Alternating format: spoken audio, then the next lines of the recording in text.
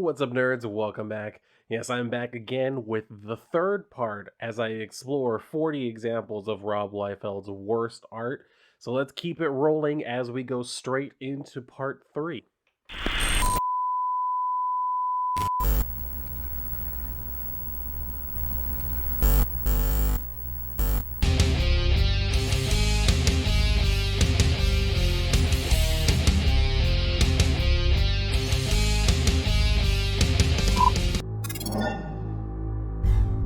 Let's get right into it.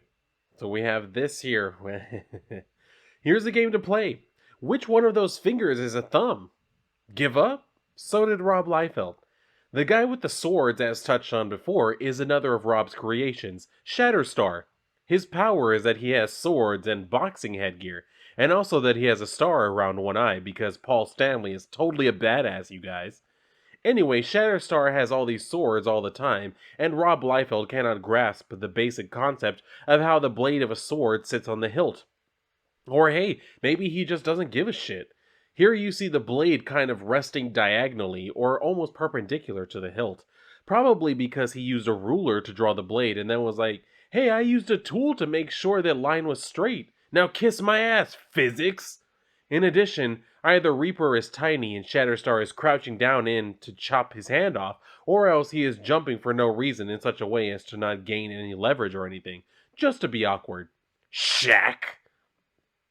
So 19. Darker Image was intended to be a 4-issue miniseries from Image used to introduce 3 grim and gritty characters.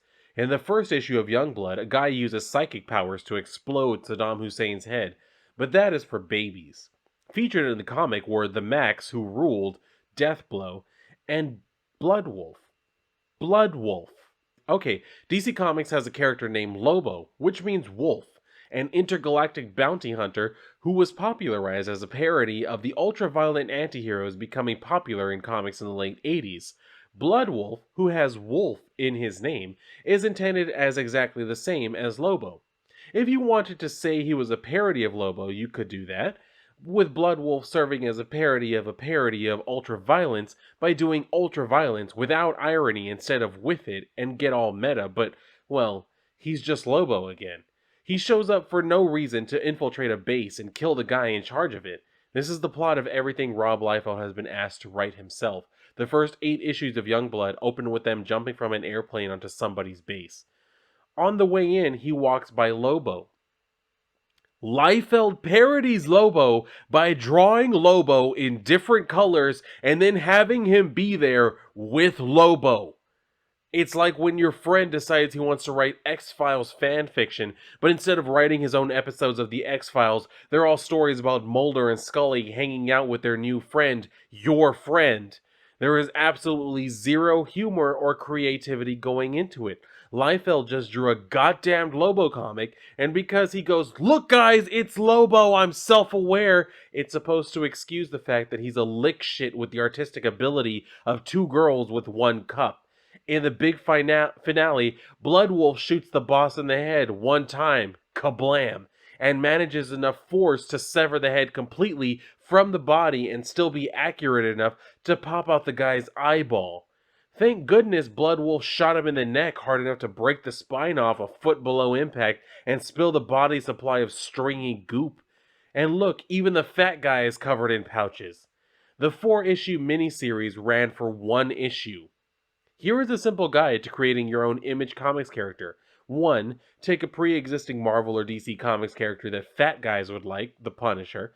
2. Change his name to a couple a negatively connotative word, blood, die, death, with a second but completely unrelated negatively connotative word, shot, hard, blow. 3. Draw scribbles all over him. 4. Do not make him engaging or interesting ever. Number 18, we have this of the Human Torch and the Thing. It says, now for a tasteful splash page of the Human Torch fucking the Thing missionary style. Splash page, more like slash page, am I right? Note the Torch's full, supple buttocks. If this isn't a drawing of a naked guy on fire anally violating a semi-nude grotesquerie in midair, I don't know comic books. The Thing's blow-up doll mouth is also kind of disturbing, as is the fact that he kind of looks like he's pretty into it. Never would have figured Ben Grimm to be a bottom, but there you have it.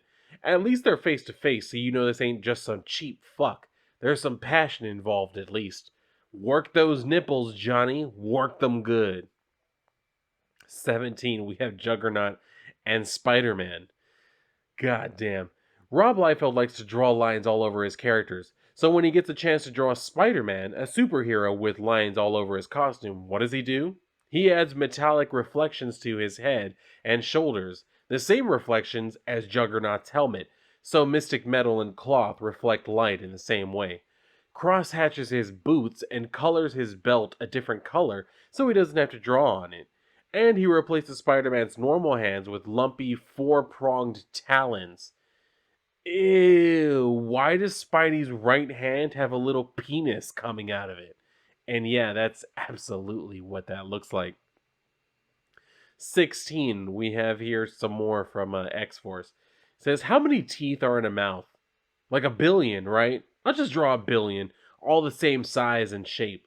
All of the characters on this page are in the same room. Not that you'd know that, given the way Liefeld draws the majority of his backgrounds.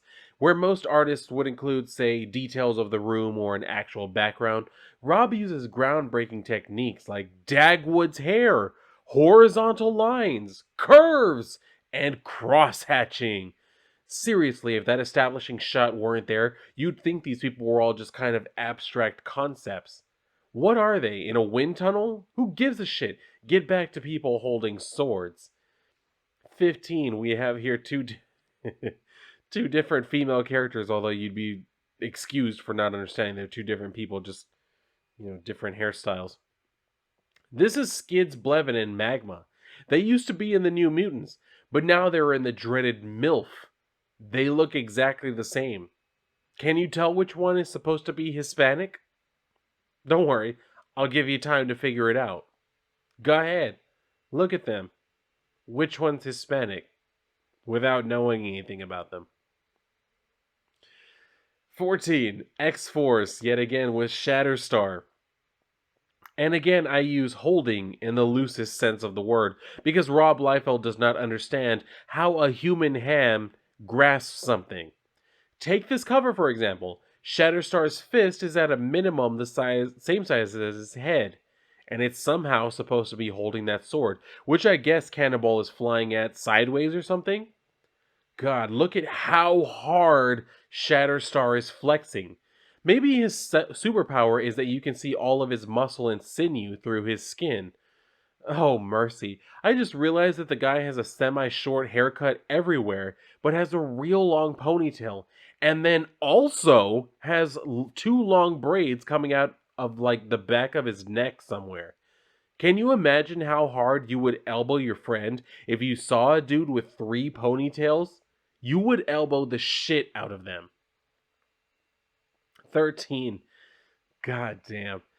In this issue of Youngblood, the team jumps out of a helicopter to infiltrate an... Oh, son of a bitch, just quit it. The art in this splash page, every page, is notably bad for the big weird choice of having hard buttocks as its feature, but is included on this list as a catch-all for the best part about Youngblood, Rob Liefeld's writing. If you needed to find something worse than his ability to draw, it's his ability to write. And thank goodness he was paid millions of dollars to both draw and write. It's a double whammy here. Bedrock shouts not 1, not 2, but 3 catchphrases in one word bubble. One of them is Yabba Dabba Doom, which should have an entire wing of the Smithsonian devoted to its awfulness. But the best is Die Hard's reaction. Doesn't he realize what's at stake? Doesn't he realize what happens when you pair an exclamation point with a question mark? You get to yell questions? Yahoo! What a rush. Barf. 12.